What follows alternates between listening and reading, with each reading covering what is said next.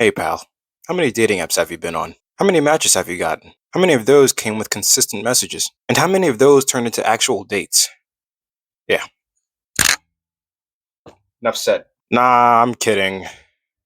Kinda. My name is Monster, and just like you, I probably can't find a date to save my fucking life. Literally, if someone had a Glock to my head and told me to find a date within the next week, I'd just ask my brother to plan my funeral. Now, it's not hard to find a woman. They're pretty much everywhere, of course. But to find one that wants to date you, good luck. If you go on dating apps, the only time you get a swipe right is if you stand out. You know, if you're a 10 out of 10, you obviously have a lot of money, your bio is engineered correctly, you know what I mean. Sometimes you might get lucky and find a girl who isn't into all that, but that's where the real game begins. Any girl on any dating app has like 100 likes by default. Guaranteed her first swipe is a match and she doesn't even have to be on the app for 10 minutes. When you get a match, it's game time. You have to put up or shut up. Like literally, or she's gonna leave you on red. I stopped using dating apps due to the dating games.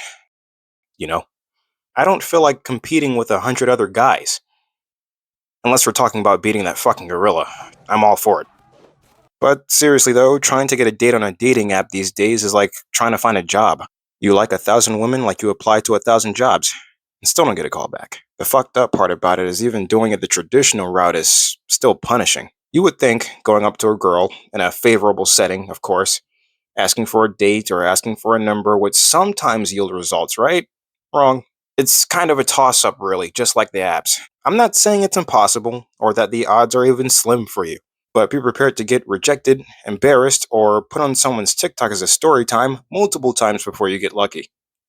Aside from the jokes, I believe in you. Truly. There are girls out there who do want to be approached the traditional way. Granted, they are far and few between, but if this is something that you really want and you're dedicated, I don't doubt in my mind that someday you'll find what you're looking for. Now, the funny thing is, that's the ending to just that chapter. The dating part itself is a whole other beast. A relationship is something that most of the people in the dating pool have no idea how to nurture. Both sides, men and women, have some pretty interesting expectations. Like women, with their vast list of what they call icks, which are just things they don't like about guys, or the red flags the bro brings to his tribe of brothers to dissect, etc., etc. Social media has brought connection in a way previous generations couldn't even fathom. But it also brought about a bunch of people who like to post about their perfect relationship, people giving out shitty relationship advice, red pill influencers selling courses on the right way to pick up women, people talking about what the partner in the relationship should be expected to do. Do you get what I'm trying to say? You should not go online listening to somebody's random relationship advice as if they're the all knowing of relationship happenings. And you should stop wanting your relationship to be like what you see on someone's Instagram page. That shit is not real. It's only showing you the good times, the pretty stuff. It's not showing you the hardship, the compromises two people have to make if they want a real, healthy relationship to bloom. A relationship is a partnership. You should not seek one only to profit from it. Truthfully, love hurts because you are two separate people trying to navigate life together. There are going to be disagreements, mental struggles, challenges for sure. But the way you tackle those obstacles together is how you'll come out on top together. Now, returning to the topic of acquiring that, it's important to note the mental strain this has on a person. A lot of guys out here feel like they're not enough. They start going down the red pill rabbit hole, villainizing women just because they don't have a girlfriend. You shouldn't do this. It's only feeding the ongoing war that's dividing men and women right now. And you also shouldn't feel the need to go to the gym, get rich, get the car, all for the attention of a woman. If you want to better yourself, that's great. Just don't better yourself for gratification, lest you find a woman who only loves you for your material possession.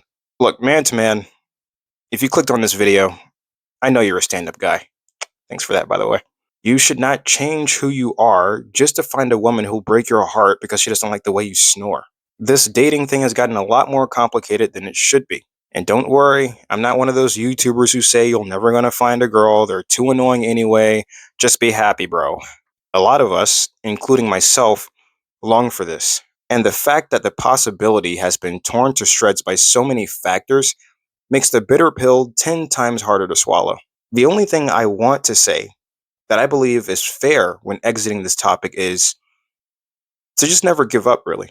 Giving up is accepting defeat, accepting that you'll never find somebody. It certainly does feel that way a lot of the time. But I know, and you should know, that there are multiple people out there for you. If you're glad to have heard what you heard today, please like the video so someone else can hear it too. Subscribe to hear me talk about other things like this or something completely different. Feel free to tell me what you think in the comments, and hopefully, I'll be talking to you later. Stay easy.